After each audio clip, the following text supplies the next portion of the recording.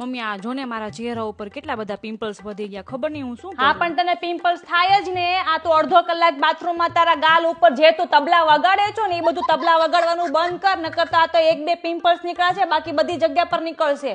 અને તું આ ડાચા ઉપર જે લપેડા વેડા કરે છો ને એ બધું બંધ કર તું. સ્કિન કેર ભાઈ સ્કિન કેર જ છે આ. તારા પપ્પાને ખબર પડી ને કે તારા સ્કિન કેર ના મહિનાના ખર્ચાઓ આટલા મોટા મોટા છે.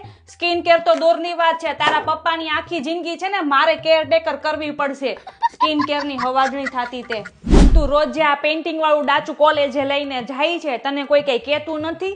બાઘા જેવી લાગે છો, કાઢા તારો લપેડો વેડો. અને તું આ બધા હજારના જે તું ફેસ માસ્ક લગાડે છો એની કરતા ઓલો ચણાનો લોટ લગાડ ને, તારું ડાચું જો અસલ લીસું થઈ જાય. ન થાય તો મને કહેજે, હું તને કરી દઈ. તું મને એમ કે આ સ્કિન કેર કરવાથી તને ફાયદો શું થાય છે? અમુકનો વધતો જાય છે ચહેરા ઉપર પિમ્પલ્સ. તો જો ભાઈ વિટામિન જ છે. એ કરતા રોજે હવારમાં વહેલી ઉઠીને વિટામિન લેવા જા ધાબા ઉપર.